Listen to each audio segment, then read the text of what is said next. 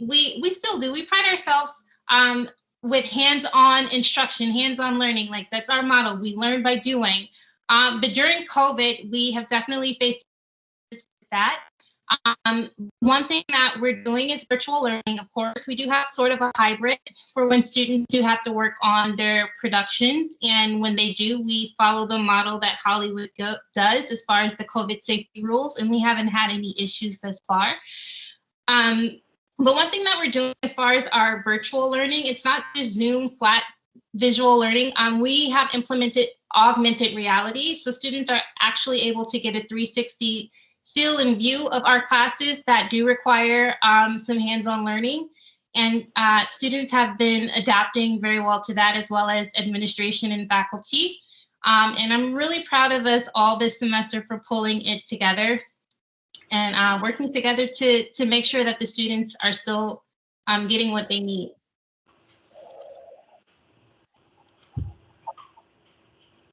I guess I'll go next. My name is Dean. It's my name. I think you muted. You're muted, Dean. Oh, I pushed the wrong buttons. Okay. Easy to do. There we go. So my name is Dean. I have to say this joke a second time, it won't be as funny. My name is Dean. It's my name. It's not my job, so don't be disappointed. I'm with Simon Fraser University, which is in Vancouver. No, not the one to the south, the one to the north.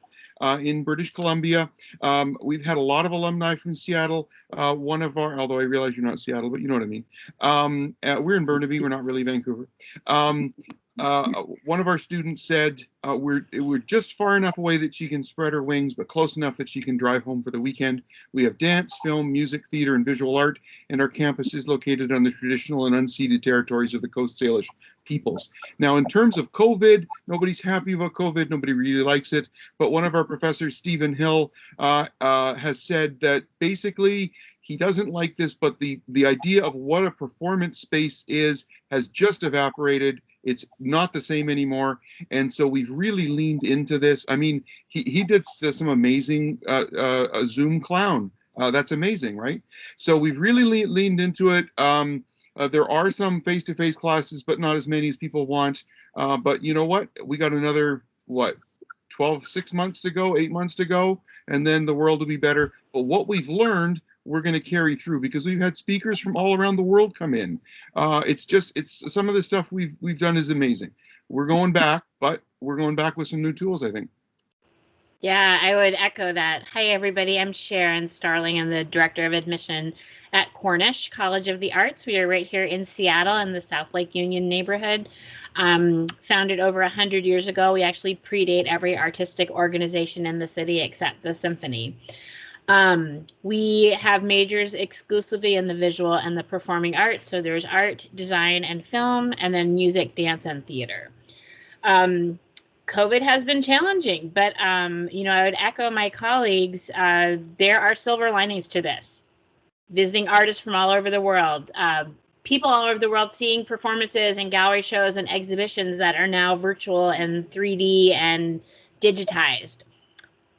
They're recorded now. They weren't always recorded. You could see a fall concert today if you wanted to.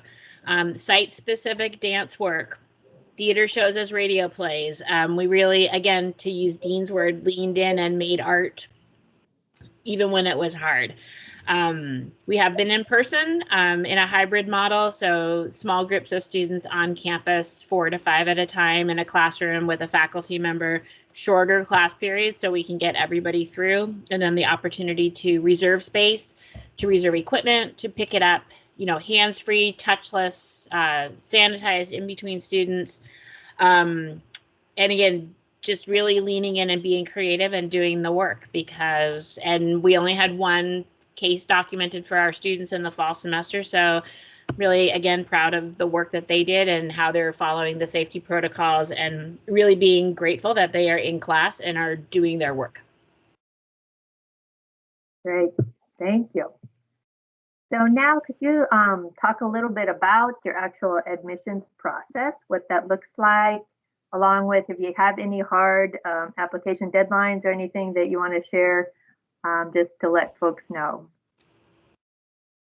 Here at Film Academy, we have real following admission, so there aren't any hard deadlines to apply.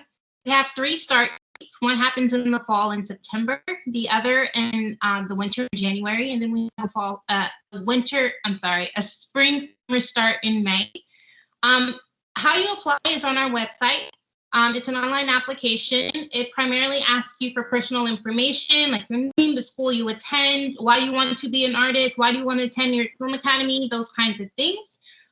Once that application is submitted into the system, you do work with someone like myself from the admissions team that will guide you and help you submit your supplemental materials, which do include an audition or a creative portfolio.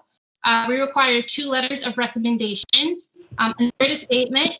We don't have a minimum GPA requirement, and we are test optional. The reason being is we are an art school, and we understand that artists don't always thrive in traditional academic settings. So we look at each individual applicant holistically. And then obviously your transcripts.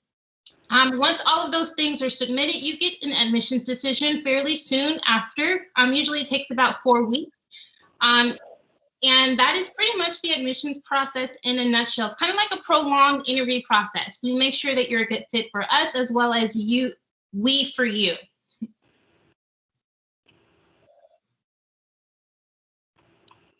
Okay, I'll jump in. So Simon Fraser University is a comprehensive university. Canada's #1 comprehensive university, by the way. That was slimy.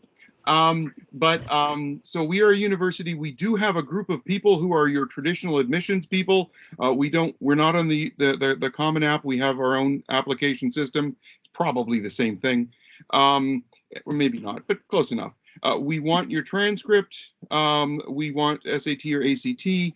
And the thing that we really care about, well, I don't, but the university does, is you have to do reasonably well in Math 11, and you have to do fairly well in English 12.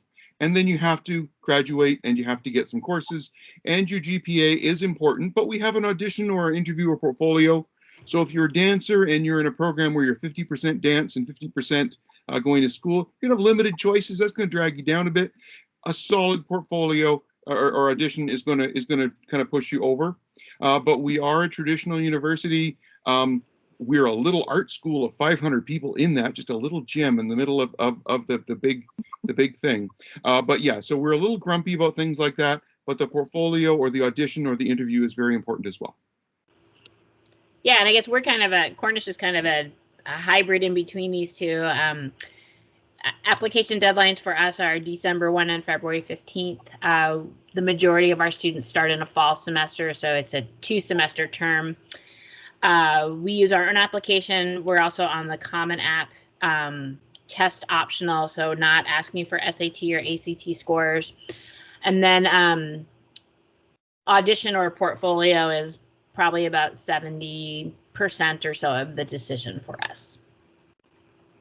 Yeah, and I want to follow up just a little bit more about the audition or portfolio. I know that you have some good tips for students, advice on what to do and what not to do, and how you view that important piece of the student's work. Well, maybe Go ahead, Sharon. What I was just going to say is we had some really good conversations about this in the last sessions. I don't know if we can recreate it exactly, but the point that I would make is these auditions and portfolio reviews make it sound very big and scary, and it makes it sound like there is a barrier to entrance. And I like to suggest a different way to think about it. Not as much that we are trying to keep you out, but we are trying to build a cohort that will be really high level and supportive for you and will match your goals and interests when you get there. And so each school is going to have different requirements. We do it like that on purpose because it really reflects our institutions and what the education is going to be like. It also, and if you take or have taken art classes in a more normal time, not COVID, oftentimes, if you're the high level student in there, you don't have a peer group. It's you and a whole bunch of classmates that are like, I took art because it fit my schedule and not because I love to make art. Mm-hmm.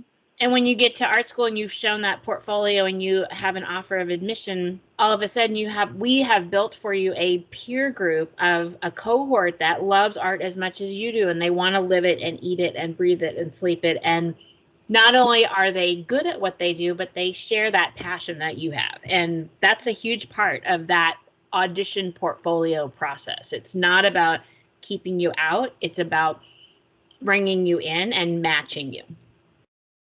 And just to springboard a little bit, each school is creating a different cohort.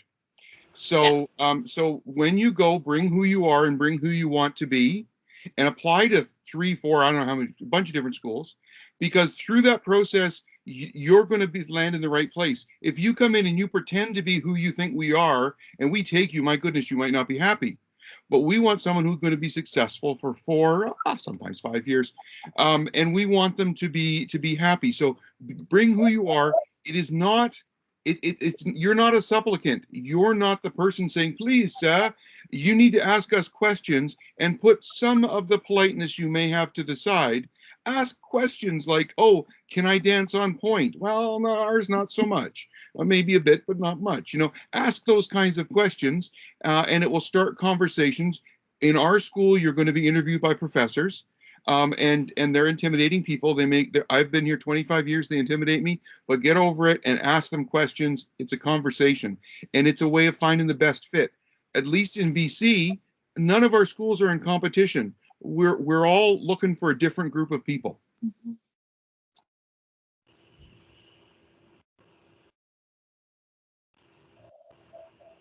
Angie, do you want to add anything for your school? Yeah, so it's kind of the same thing for us. We are looking at potential. We're not looking for little Steven Spielbergs or Meryl Streeps coming into the program.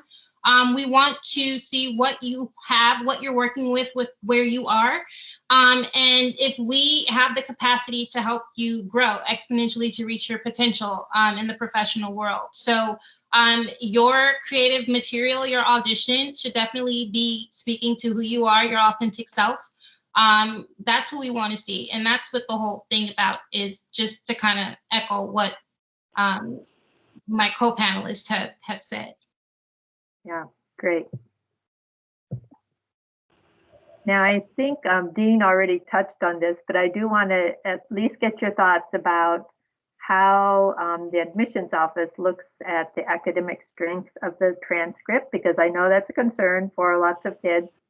You know, how, you know, should I be taking an AP course in particularly maybe a fine arts area? You know, what about IB? You know, how much do you look at the core classes?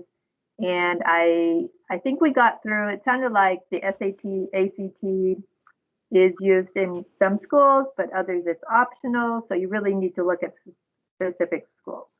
But go ahead and share any thoughts on that. We're grumpiest, so I'll jump in first. So we're a comprehensive university. We have an admissions team that works in the registrar's office. You do have to have a certain number of courses, and I put a link in there that links you to it. You just have to be a reasonably good student. There's a broad range of courses you can choose. We know that, like, you know, if you're a dancer, I don't know about Bellevue. Bellevue does everything perfectly. So this probably doesn't apply to you guys, but lots of schools in BC don't really offer dance. Lots of schools offer visual art that's just drawing and painting. It would never go close to installation stuff. Lots of schools do their film program is the daily news on the monitors. So we don't really care if you've never done those classes, because often they're not that useful. So whatever classes you have done is good, but we want you to be able to read and write, because this is a university and you are going to have to do theory as well as practice. It is not just studio. There's a bunch of other stuff. You know, the Leonardo da Vinci guy with the 8 arms? We want you to be round like that. So because we're comprehensive, you're going to take a bunch of different courses. So that's why we're grumpy. We want you to be successful. For New York Film Academy, we look at the individual applicant holistically. So, you know, we will accept AP credits that can apply to our program, but the most important thing is that you do pass all of your classes. If you are a 4.2 student, you could potentially earn extra scholarship for that. You can be rewarded. But again, we won't hold it against you if you don't do so well in your calculus or your trigonometry class. But you must pass. That is non-negotiable for us. And I guess I would just follow up with, you are applying to college. We're looking for students that are hard workers and can meet the academic. You know, even at art school, you read and you write papers and you do research and presentations. And even if you're in an art making class, guess what? There's a research project that goes with it. So while you're making, you also have to research. You have art history. So we need academically capable students. We don't necessarily need a certain test score. You know, our minimum GPA is just a 2.5 because we're really looking, again, holistically at what else are you bringing to the table. And, you know, obviously if the GPA is higher and the portfolio is strong, then that's where the scholarship money goes. And the other students get a spot, but maybe not as much merit.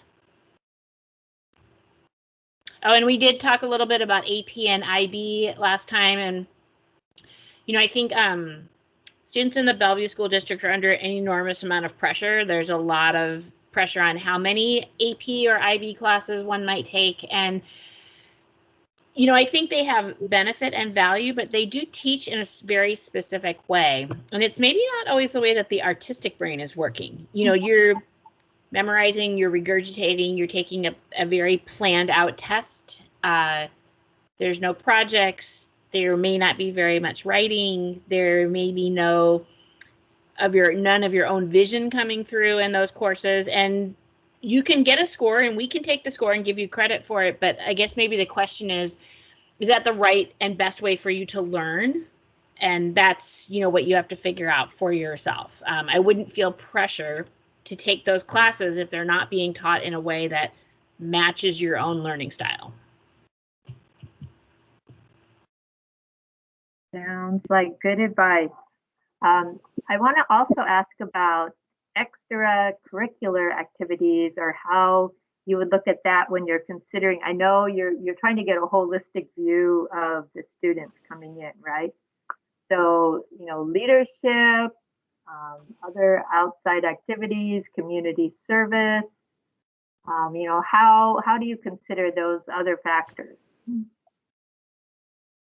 So for us, we kind of want you to write those kinds of things into your narrative statement, because we will look at any community service you've done, even if you've had a part-time job, any extracurricular activities, any student government. We want to know about it because you could definitely earn merit-based scholarship that can make the difference.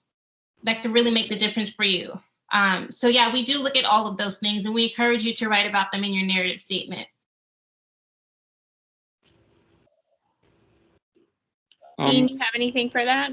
I do, but I'm going to need someone to translate because I come from Canada. You speak Canadian? Yeah. So I know Bellevue's. I love going to Bellevue because your schools are just beautiful. They're amazing. But get out of those schools as far as we're concerned, because so many students they're 24 hours a day working on their their main stage or whatever, but just leave the school once a month. Don't go to the Cineplex. We have a cinema called the Pacific Cinematheque, and it shows old films and miserable films and films where people die in the end. You must have one. Don't just see your school Guys and Dolls or whatever. Go to some strange black box performance where they may use bad words. Go see a dance performance someplace else. So many people are so closed in their school. It means so much to us. If a film student has been to an art gallery, oh my goodness, that is just like, you've been to an art gallery, come on in. You've seen other work. Your visual art isn't just drawing and painting. It's strange things hanging off the roof, right? We want you to have done that. So just once a month, go someplace strange that maybe you don't know 100% if it's the best place to go. Bring your parents. It's okay. And you know, we I think a lot of students may know this already. I don't have access to the chat for whatever reason, but there's a really great program in Seattle called Teen Tix, TIX, where you can get $5 tickets to all those major artistic venues, and that spreads out to the east side in Issaquah as well as down south into Tacoma. And again, this is $5 so you can go see the weird art stuff that you're like, I don't know what this is all about. But Dean is right. Going to see and have those experiences will really broaden your viewpoint. Mm-hmm. Yeah, and Sharon, you reminded me in one of the sessions you mentioned a National Portfolio Day that might give students more information on that. Maybe Dean will put that link back in the chat for me again. There is a great an organization of U.S. and Canadian schools called the National Portfolio Day Association, which the main thing they do is sponsor portfolio days where you can bring your visual art portfolio and get coaching and feedback on your work. We do, typically they were in person. We made a huge pivot this summer and moved to an all online platform. And the good thing about that is now we have the opportunity to do some events in the spring too. And usually they didn't go past January. So this year we'll have an end of February, March, April, and May, one event each month. And the link that the website Dean's putting in the chat for me is a link to get to those, how to pre-register and where the platform is. Put in the National Portfolio Day, also audition room and slide room. The one thing that is like, not all schools are on this National Portfolio Day. We're not. We have our own thing. There's already a link in there. So it's not everybody, but it's a great thing.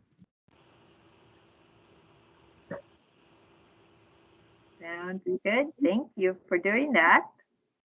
Okay, if we have any questions from the attendees, and feel free to stick it into the chat here. We have plenty of time. We have a few minutes left.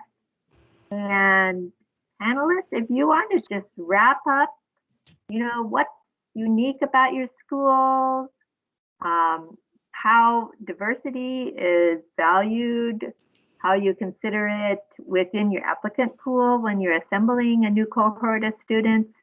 That would be a good way to end up.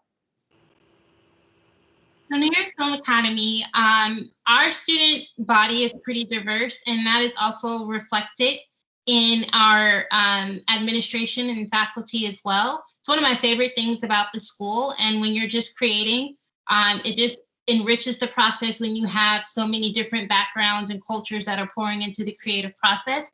And that's just my favorite thing about the school. Another thing that I think is unique about New York Film Academy is the fact that we are teaching you the craft, we're teaching you technique, your skill set. You're going to learn all of the important things that you'll need, but you're also learning the business of. We teach you how to navigate the industry. You will be able to boil down what your niche is, and they will help you carve out a trajectory for your career to kind of just pursue that. And there are a lot of resources that New York Film Academy has at our disposal that you also as a student will have access to, even as alumni. And it's a very tight-knit community of artists, and we are teaching you how to be artists, but also business savvy artists.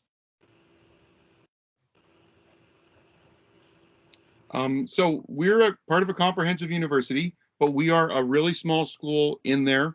We really cherish the interdisciplinary nature of our school. So we'd have a dance student working with a composer or a visual artist. Adam Basanta, one of our alumni, is that visual art or is that electroacoustic music? I don't know.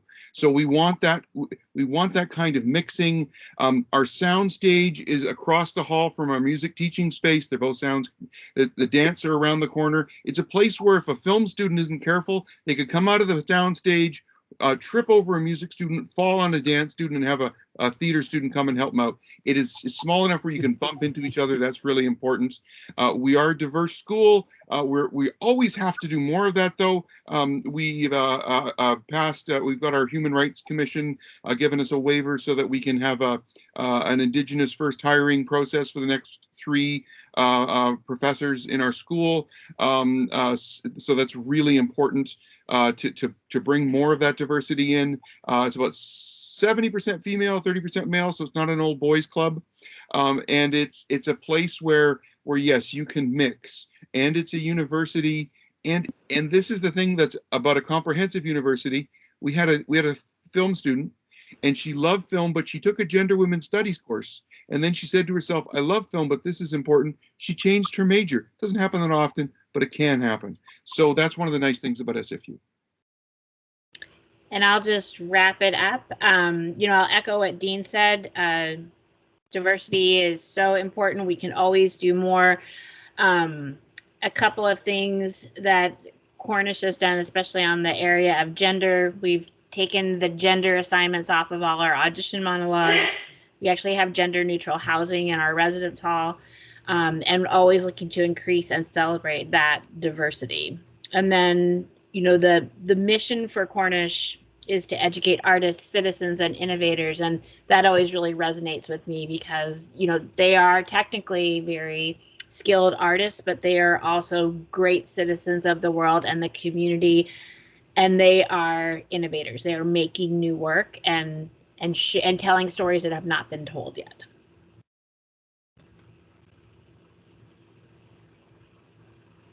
Great. Thank you so much. Thank you to our presenters. You've been 3 sessions this evening, and we really appreciate your joining us, as well as our guests who have come to listen. And I hope you learned something, and I hope you have a great evening. And yeah, I think we'll wrap it up unless we have any more questions from the audience. I don't see much here. I don't think so. Just Janine did say thank you for the time tonight, and that was great information. Yep. Great. Have a good evening, everybody. Okay, thank you. Bye. Thank you. Bye-bye. Bye. Thanks a lot. Thanks for being here, everyone. Thank you for having us. We appreciate you. I know it's not as intimate as face-to-face, but I think it worked out fine. Thanks, Chelsea. Had to give up Chris. the evening and move locations and everything. Oh, it's fine. It's totally fine. She doesn't live that far. Yeah. Yeah. Thanks for doing this, Chris. Appreciate it. Yeah. You take care. You too. Bye.